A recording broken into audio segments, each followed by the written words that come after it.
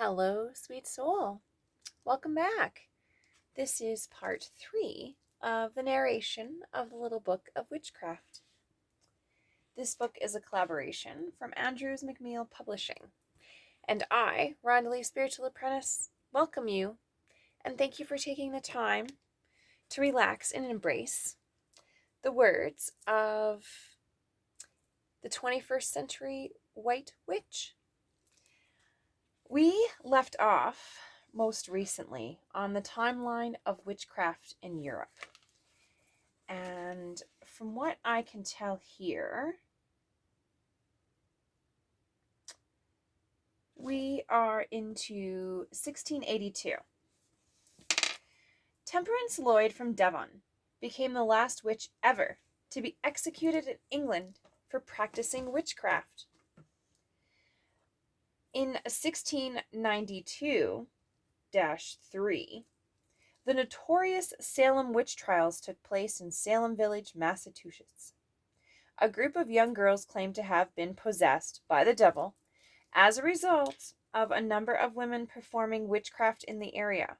These claims caused mass hysteria and led to the formation of a special court that tried those accused of witchcraft, thus leading to 19 hangings. A study published in Science magazine in 1976 debunked the myth that some residents had been bewitched with the discovery that a fungus found in food products such as rye and wheat, which were food staples at this time, caused symptoms such as vomiting, fits, hallucinations. These symptoms mirrored the ones of those who claimed to have been placed under a witch's spell.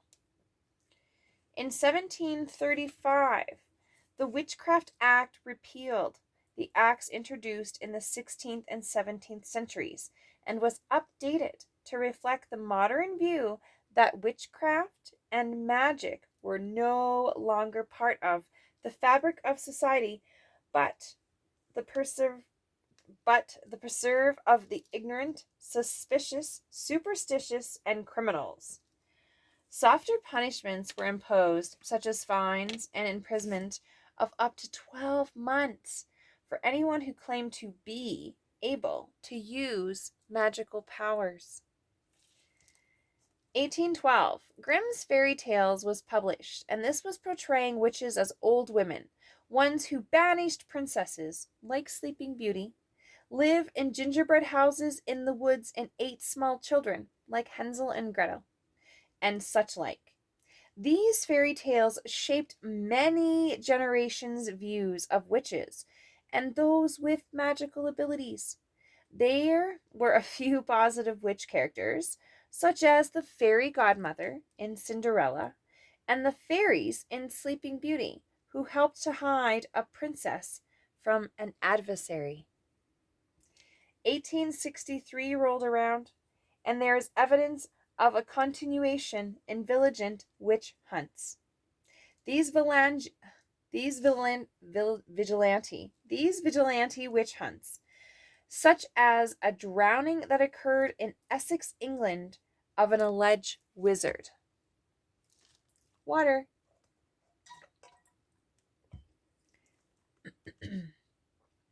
1880s. Pre-Raphaelite artists gave witches an impressive makeover, one might say. No longer were they portrayed as repulsive hags, but young, beautiful, enchantress,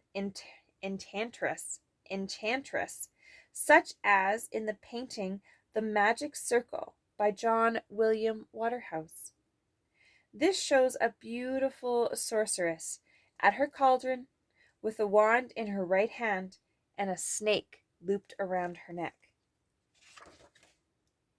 The arresting images created by the pre-Raphaelite movement proved hugely popular and almost certainly influenced the appearances of the glamorous witches in Disney's Snow White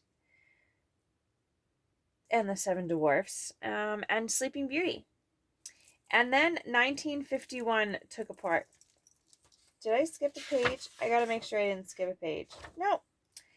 The last Witchcraft Act was repealed in England, and this was the cue for Gerald Gardner, the founder of modern Wicca, to publish Witchcraft Today. And we thank you. We thank Gerald for paving the way. And a side note here on the brief history of witchcraft, sweet soul. It's important to note that those accused of witchcraft were often Christians. These Christians who went to church, but who also believed in healing powers. They believed in the afterlife. They believed in fairies. The church disagreed with these superstitious beliefs, claiming them to be ungodlike and against its teachings. There have been periods when scholars studied astrology and necromancy.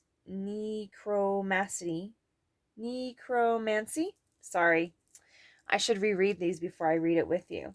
Making witchcraft acceptable to the educated few. Also, historical witchcraft is a Christian idea, while contemporarily, witchcraft is a relatively new concept, forming part of the wider neo-paganism movement. So that definitely shows a little brief insight. Now, the wizards come forward as well in this chapter. And witchcraft is not a sole preserve of women. There are male witches too, although often they're preferred to be called wizards. The term wizard was widely used in the 15th and 16th centuries for both male and female practitioners of sorcerer and sorcery. Through the name, there has largely been kept alive in fantasy literature, legends, and folklore. A wizard is a cultural rather than a contemporary context. It's typically a wise old man with a majestic appearance, right? He would have a long white beard, a pointed hat, and a voluptuous and beautiful cloak, such as Merlin. He's from the Arthurian legend, and Gandalf from the Lord of the Rings. And well, most recently, I think too, we can include Dumbledore from the Harry Potter series. Good old Harry Potter. Witches' marks. So there's ancient symbols here that they're sharing as well in this brief history of witchcraft. And we have room for this evening. Ancient symbols have been discovered on buildings across the United Kingdom that were once believed to protect their inhabitants from evil spirits. Many date back to the 16th to 18th centuries, when houses were poorly lit with tallow candles. Once night fell, it was pitch black.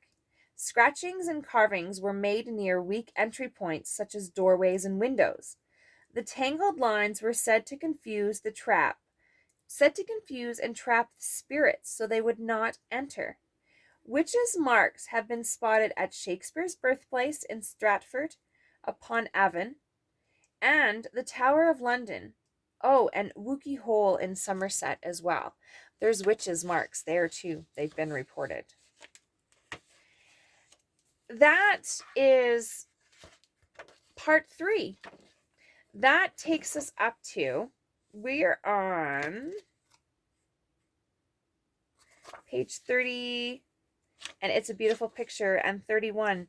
So our next session, sweet souls, is tools for the 21st century witchcraft. And I'm out of water, so it's good timing. I just wanted to pop in and also just to let you know, if by chance you're listening to this and you don't use it as a sleep listen, I wanted to let you know that I recently went on podcasting. So you can find me, I'm on Anchor. And the link will be in the description below as well. But it's https://anchor.fm/Rhonda.lee. It's like a space, like a slash, a hyphen, maybe a hyphen, Lee-spiritual-apprentice. Anyways, if you're up for it, please come over to the virtual Zen Den and take a listen. I am very excited, and I hope that This is an opportunity that will allow more healing and to be able to touch you in a more positive light. Once again, thank you so much for your love and light. I appreciate you. Don't forget to like, subscribe, and we will see you on the next installment.